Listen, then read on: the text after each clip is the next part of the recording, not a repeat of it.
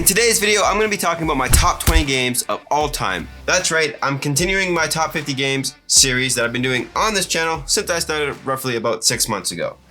I know, it's been a while. So let's just get right into the video. Starting off at number 20, I have a game that started off my love for deck building, and that is Marvel Legendary. As you can tell, I'm actually a pretty big fan of the game. I have tons of expansions for it. It's literally the Marvel Universe inside a box. It plays best if everyone decides to play cooperatively and work together to defeat the mastermind. See, in this game, you are gathering different heroes against a certain mastermind that you have chosen to play against. The mastermind is trying to complete its scheme twist, and the players must defeat that mastermind before that scheme twist is completed, otherwise the players will lose the game. The mastermind will also get away if players cannot defeat him by the time the villain deck runs out.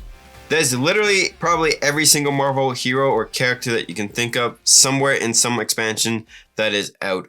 Honestly, I had to stop buying expansions for this game because I don't table it as much as I want. It can be kind of a longer setup if you have a bunch of expansions to choose what heroes you want in the game versus what masterminds and scenarios you want to play against. I am honestly just a big Marvel fan, and this game just never gets too old for me. I always am down to play it. If you like Marvel and you haven't gave this one a shot, it might be worth checking out. Although I will say that Marvel Champions and Marvel United might be better games for most people.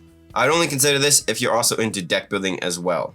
And if Marvel is not your theme, they have other deck building games around other IPs such as Buffy the Vampire Slayer, Aliens, Predator.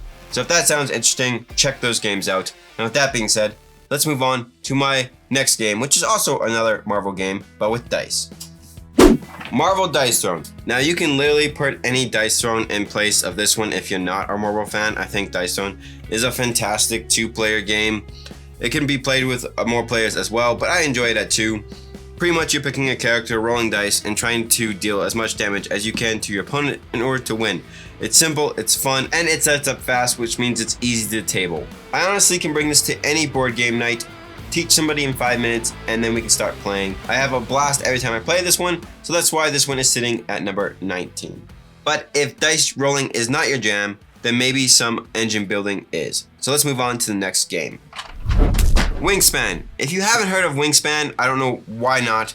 It is one of the most popular board games out there. Pretty much in this game, you are building a bird habitat, laying down eggs, trying to make your birds combo together as best as possible, gaining resources so you can play bird cards to do different actions. Overall, just a beautiful, stunning game, guaranteed to be a fun time unless you don't like engine building or birds. If that's the case, then this game is definitely not for you. But I love it, and it doesn't take too long to play. The fact that there's only 4 rounds and each round you're losing a turn just makes the game go by so fast, and it makes you think about what you should do, especially on the last round, trying to plan out your moves so you can get as much points as possible. If there's nothing else, just lay eggs if you can. But Wingspan, I love it, and that is why this one is sitting at number 18. Let's go on to the next game. The next game has a new take on deck building with adding a negotiation factor to the game.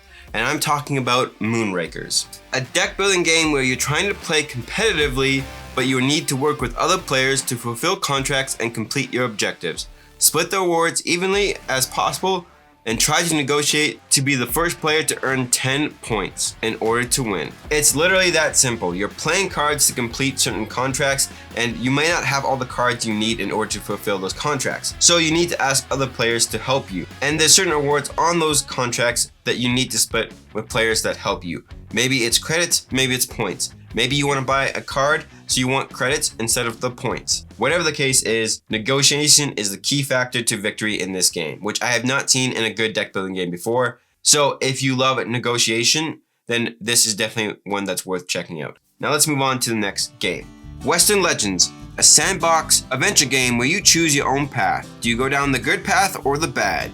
You can mine for gold, deliver cattle, go gambling or hunt down bandits, or become a legendary outlaw yourself. Use poker cards for combat or save them for their abilities. It's your path, you choose your style. Now for me personally, I love playing Western Legends at 3 players, and I love the fact that you can choose your own path, because sometimes you feel like you want to be a good guy, or sometimes you want to cause some havoc and be an outlaw. It's personally one of my favorite Western themed games, and it works really well Both sides are really well balanced. I'm also a big poker fan myself, and the fact that it is in the game just amplifies the gameplay for me and the experience every time I play this game. It is a sandbox game where the gameplay can drag on with the more players, so keep that in mind, but it is a great game, especially at 3 players. Dead Reckoning by AEG. Move and upgrade your ships around the board and improve your cards in your deck that are your crew. Give them different abilities to use later in the game. Make sure you and your pirate crew has the most amount of gold by the time the game ends when someone reaches 4 achievements in this Euro pirate themed game. Honestly, the production on this game is insane. It's a fantastic pirate themed game, and with it being a Euro, there's tons of actions to focus on, such as explore or try to take over different islands that can earn you gold and deliver them back to your treasure chest. Also, the cards in this game is something that I've never seen before, where they are see-through, and it's kind of like deck building because you are gaining new abilities, but they simply slide onto a card, giving it a new ability. So you're not really adding cards to your deck, you're just improving the cards that you already have. For me, it's definitely a heavier style game with a lot of rules to get through, but once you get through all that, it's definitely an amazing experience. Moving on to Too Many Bones, an epic adventure dice builder RPG-like game where you choose your own gear lock that is considered to be a hero, and throughout the game you'll be upgrading your dice and skills, and hopefully that is enough to take on the final boss. Honestly, Too Many Bones is a premium game. It's pretty expensive, but the gameplay is solid if you like those types of games. It can be super fun and frustrating at times, especially when certain bad guys come out and you're not sure if you can defeat them. But what makes it so fun is how the encounter deck works and how many different chips of different bad guys come out, and the players need to figure out what's the best way to handle them in order to progress through the story. Hard battles, tons of dice rolling, with good unique character abilities that need to work together in order to win. Personally, I only play Too Many Bones cooperatively because I need another player to help me through those frustrating times when I play the game, but I heard it plays good solo as well. Now, since we're on the topic of heavier style games, these next 2 are definitely lifestyle games, which means it's going to take you probably a few years to complete them. Starting with the first one that I want to talk about, that is going to be Gloomhaven and Jaws of the Lion. Now, personally for me, I've been playing Gloomhaven more digitally because I just don't have the time to keep a game like that set up, because I'm constantly playing new games and filming, and I need to set up games on this table in order to film, but I am getting my experience through it by playing it online through Steam. I also enjoy Jaws of the Lion because it is a smaller version of Gloomhaven and it doesn't take too long to set up. Personally for me, I will continue to play Gloomhaven digitally, and Jaws of the Lion is a simple game that I can play with my wife cooperatively. But this next game is definitely a game that everybody's hyped up. I'm glad I got a chance to play it, so I was able to back it through Kickstarter. I can't wait for it to deliver, and that is Oathsworn Into the Deep Woods. It is a boss battler campaign game that's split into 2 parts. The story part, where you can explore on a map and choose between different choices. But don't take too long because bad stuff can happen. The second part is the boss battler, where you are taking on this giant monster and its minions, and what you choose from the story part could help impact the battle. As you play through the game, you're going to be upgrading your different miniatures with different weapons and skills. There's tons of different characters to play, and every time you play, you can only choose between 4 of them. The game is played over different chapters with over 65 hours worth of gameplay.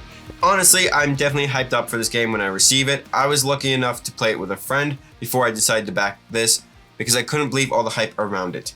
But from what I've heard and seen, it's definitely a game I want to own, even though I don't tend to try to lean towards those heavier style games, but this one just seems like it's really fantastic with a great storyline and some amazing unlocks. So that is why Oathsworn is sitting at number 12, but once I complete the story and get more hours into the game, I can only see it going up higher on this list. With that being said, let's move on to what my number 11 is. Aeon's End, more specifically Aeon's End Legacy. This is a deck building game where you don't actually shuffle your deck. What makes it so unique and stand out is the way that you combo your cards and how you discard them, because when you go to make a new deck of cards, you simply just flip over your discard pile. Also, the characters that you play have their very own unique ability, and you're going to need to use breaches in order to cast certain spells in order to win and defeat the boss that you're fighting against before it destroys Gravehold. Just a fantastic cooperative deck builder. In my opinion, I prefer the Legacy version because you are playing through a story and upgrading cards and unlocking cards throughout the game. And it doesn't take that long to set up compared to a game like Marvel Legendary. So that is why this one is sitting at number 11. That has been my top 20 games to 11. Make sure to stay tuned because I will be posting my top 10 list very soon. I promise you don't have to wait too long. As always, this was my list, so let me know what your favorite games are in the comment section down below, and I'll catch you guys in the next video. Take care. Bye.